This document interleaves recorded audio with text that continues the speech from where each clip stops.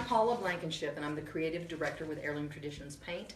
And today, we're going to be talking about restoring your old Formica countertops and turning them into a great looking stone or faux stone creation using our paint products. A simple way to do it, using our primer and using a couple of our waxes to transform them very easily into a very real looking stone, as well as something that's durable and easy to take care of. I'm going to roll right into it and start working on the countertop that you see in front of us. We've put together some easy kits for you to purchase at home and start your own transformation. So refer back to these steps. We'll post some links to this video and on Hometalk, so you can always go back and take a look at what the steps are. But here we go, and I'm going to show you using the primer and a good brush that we'll supply in our kit. You want to first put on a heavy coat of the primer straight onto your countertop. This is going to give you the bite and all the durability that you need to make your slick surface hold the new finish. So just putting on this, don't worry about the brush strokes, just move right into it. We've already put on the primer on another piece of this, so I can show you in steps how we're going to make this and how we're going to finish this quickly. The next step that you want to do after you've applied your primer coat is that we're going to supply you with this little chip brush. It's kind of, you can see, kind of irregular on the ends, and that's going to help us create the texture that we need to make this look like a faux stone. So the first step would be, again, putting on the product. The second step is to go into the wet product and just kind of move your brush around. You can see I'm not poking it straight down, but I'm kind of laying it out on the side and using the full, all of the hairs at once to make a little tracking pattern all through this. To take out my linear brush strokes, I'm just kind of going to pounce this brush literally all over my wet area. If you have an area you don't have enough paint on, you can obviously dip back into the can and put on a little more. I want to say one thing, you want to do a liberal coat of this because you want this risen texture that we're doing, and we're lifting with this process, with bouncing the brush. Be sure to concentrate on your backsplash. Make sure to get down in that little turn as it rolls back there. You have to really work the product there just a little harder than you do on the other to make it look consistent and even. Now, I've got this pretty much textured like I want it. You're going to allow this to become, once the shine is going away and most of the moisture is evaporated out of the paint, not when it's thoroughly dry, but when it's almost dry, we're going to do the next step. The next step is using this little hard piece of plastic. This is a smoother that's used in the sign business and so on. But you can use a credit card or just anything that's a rigid plastic like this. Is pretty strong, so an old credit card works great. This middle area I did right before we came on, probably 30 minutes before, so it's at a good point to really do what I call the knockdown version of this. So what I want to do is lay my knife on a 45-degree angle, and I want to drag the wet over to the dry. That has something on it. You can see it's made marks in my paint. And I want to kind of use an Xing motion. You can see what it's doing. It's knocking off kind of the highs of this. Even if you see these little drag marks, don't worry yourself. Just kind of drag back over them. Just continue to do that. Now again, you've got to work on that backsplash. Make it match your countertop. Roll up there, do the same thing. Just kind of knock off the hairs and keep dragging. Just keep on swiping and dragging, swiping and dragging. And then you can see it almost creates little craters. And that's exactly what we want. We want those little divots, but not the hairy part we have here with the pieces sticking up. We want to knock them down like a stone would look. So just keep moving your knife, laying it flat, dragging it back, and continue over your entire surface. So, now that you've reached this step,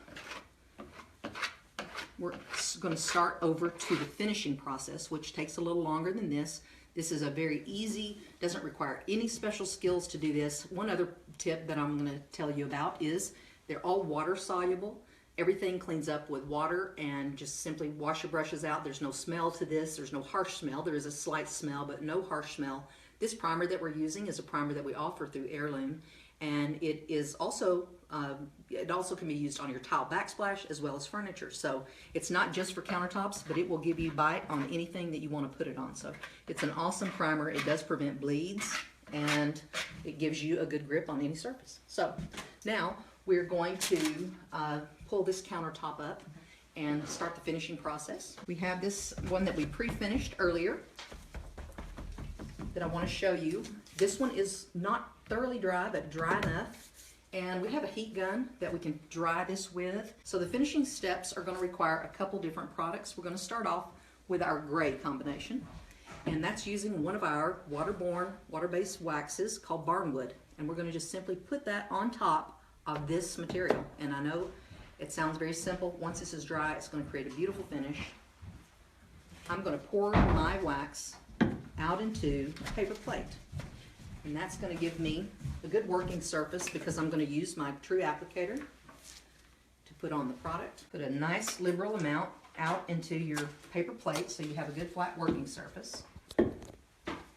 Now, something else that comes in the kit that we've put together is our true applicator sponge. That helps you distribute the wax product. I think we're good and dry enough here.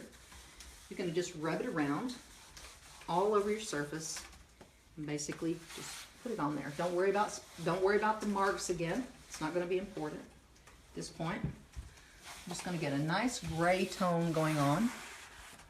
Now you'll also see some highs and lows where you brushed on your product. That's good. Don't worry about leaving those little indentions and marks and so on. It's not a big deal. It doesn't hurt it at all. Actually, it adds to it. So that's going to add to the real look and feel of this product once you get it on there. Now, take a good dry rag, and I suggest you use a terry cloth rag because it does have a texture. You could also use a natural sea sponge if you want, but I like a terry cloth rag. And what I'm going to do is just go in here and pounce. And you can already see what's happening. I just rotate my rag and I want to move this around.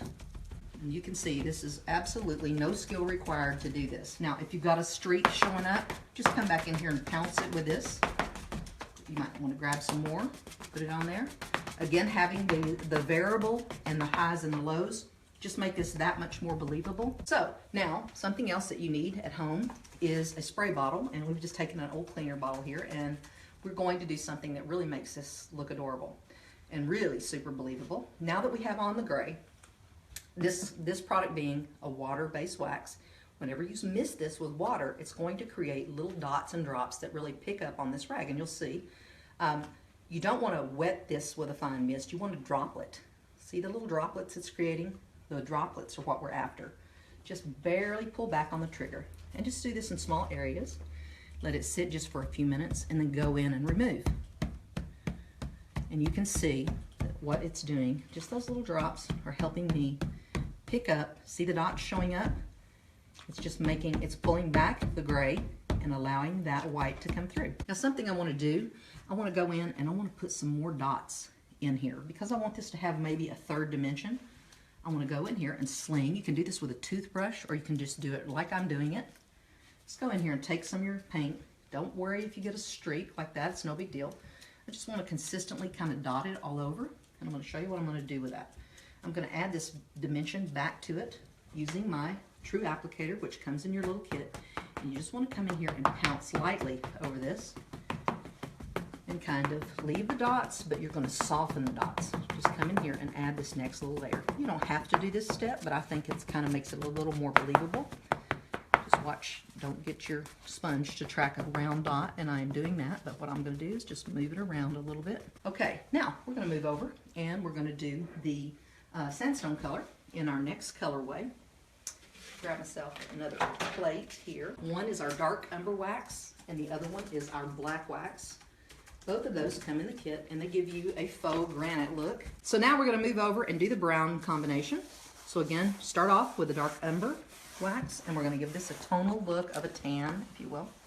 Again, we're not going to worry about how it looks or if it looks smeared. We're just going to do the same process that we did with the gray. Again, concentrate on that backsplash, roll up there, make sure you get a good coverage there. Sometimes you can take your brush in here and work this area too.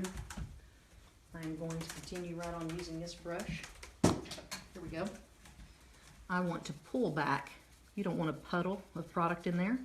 So just take your little brush and work that edge and maybe work this maybe more by hand in your little crevices like that. We're going to do the same thing we did here. We're just going to lightly spritz this As you can see, this is just little fine droplets, not wetting it. I'm going to go in there and remove. Now, another tip is if you're doing this, be sure you're the one who finishes the entire countertop, and I'll tell you why. Everyone has a different hand at how they finish something, and if you've got a friend helping you and you're doing this, on this step particularly, wouldn't matter on the primer step, but on this step, you need to be the one, or whoever it is, do all the finish for the whole countertop, because it will look totally different. I don't know how, but that's the way it works. So, now that you have it brown consistently, and you've tapped out the brown, you can do the same thing, go in here and just kind of start removing where we put the little droplets. Now that we have this going on here, the tan, you can continue this as much or as little as you want. I kind of like the softer look myself. Now remember, we are going to add black. So we're going to add the black over this simply by doing the same thing. We're going to kind of spatter the black on. We don't want to heavy do it, but again, it's up to you. You can put it on as heavy or thin as you like. Kind of the same thing I did. I'm not worried about how it goes on. I'm going to move it around with my sponge. As much or as little as you want. So take your sponge and start moving this around. Also, I'm not just poking down, I'm kind of giving it a little twist. I don't know if you noticed that. Okay, so what do you think? Can you see them? I'll move this so you can see both side by side. So you have a cool gray. And something else I'm going to show you quickly here. In the kit, you will get the gray to make this look. But if you also want to order yourself some more of the black, you can just simply add that to your cart. You can darken this, and this has had a little bit more time to dry too. You can sling on a little bit of the black here, or you can actually start with the black. That's kind of up to you. You don't have to use gray. You can use black if you want a darker gray combination. You can do that. So this is just going to intensify and darken this whole finish.